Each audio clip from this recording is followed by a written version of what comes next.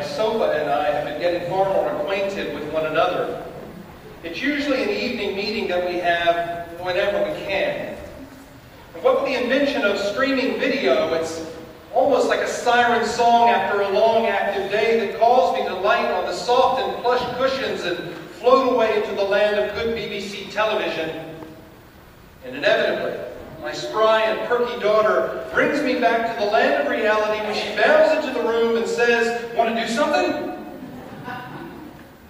And I demur, mumbling something about a long day, just wanting to relax for a while. "No, you go on without me."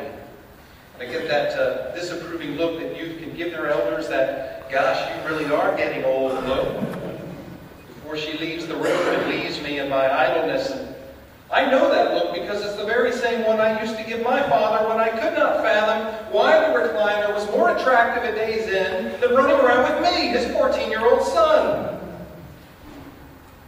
But I've entered the 6th decade of my life now, and the value of that brief sit, that unexpected and sometimes just unavoidable nap in the chair, that restful sigh at the end of a long day, the value of these moments has risen considerably.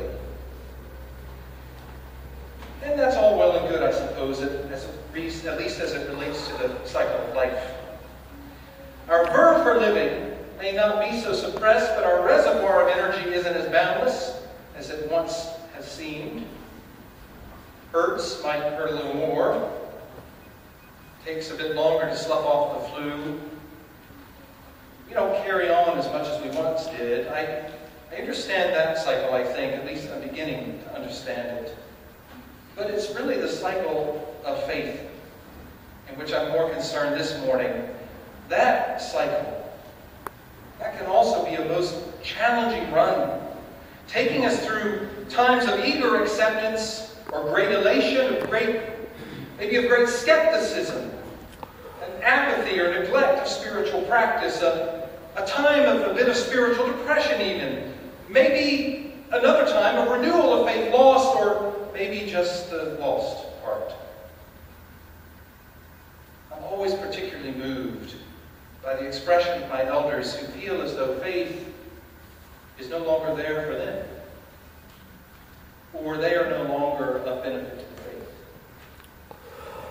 Having fought the fight for many years, they're not always so sure they fought a good one. But you know, I think life can be tiring, and even for our faith.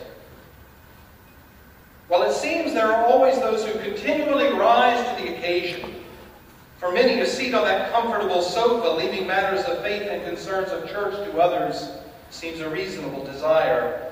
And that desire is not limited, by the way, to our elders, you understand. It comes upon any who are tired, distracted, or doubtful, or overwhelmed, or apathetic.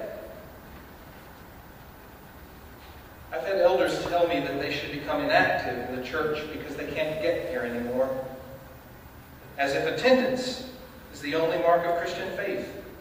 But look, they can pray for us. They can give of what they have for the work of the church entire. And ought we not be getting out to them anyway? I've had young parents decline to participate in church at all because they aren't able to be present as often as they would like, with active schedules and all, perhaps forgetting that their presence when they can be here. The contributions of their talents and of their means are good for the entire life of a body and a blessing to everyone, every day. I've seen people drop away from church because they aren't sure what they believe, and so they just stop seeking. Or they're unhappy with some aspect of the community, so they depart, rather than working for a positive change. You see, this business of faith is tricky. It's taxing in some very real ways. Like life, it's challenging. Sometimes it wears on us, but should it not be so? Since it should matter. And of course, those things that matter challenge us. They do wear on us when we practice those things. It's a kind of exercise And it takes effort. Of course, there's always me and others of our number constantly barging into those comfortable rooms of tired or distracted persons to say, hey, you want to do something? You want to pledge? You want to visit the sick? You want to spend some time with people in Chester? You want to serve on a vestry? You want to teach the Sunday school? Well, these are good things, right? We might all agree at some level these are good things for a church to do. But they really do require some of our life energy. I want to say then, take heart, because we don't do this without help. Have we not known?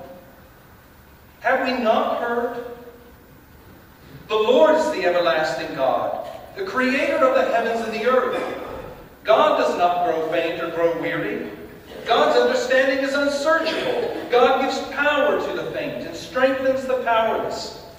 Even youths will faint and be weary, and the young will fall exhausted.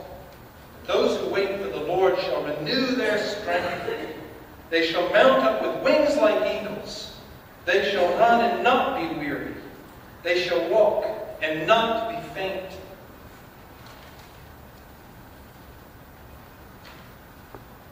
I know that some of us are tired. Now, I also know that each of us probably knows others who are. I gather each of us knows someone who needs you to reach out to them and lift them up when they're tired.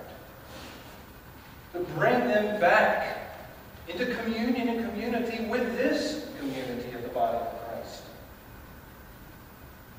So I say this, rest when you're tired.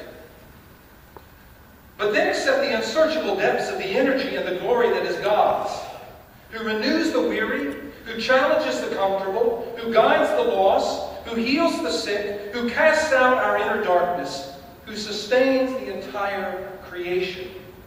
Yes, there is rest for the weary, but a peculiar rest it is.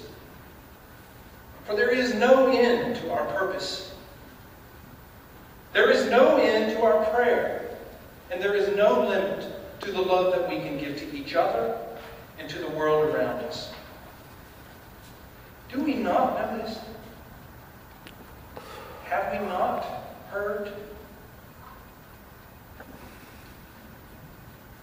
I know you have.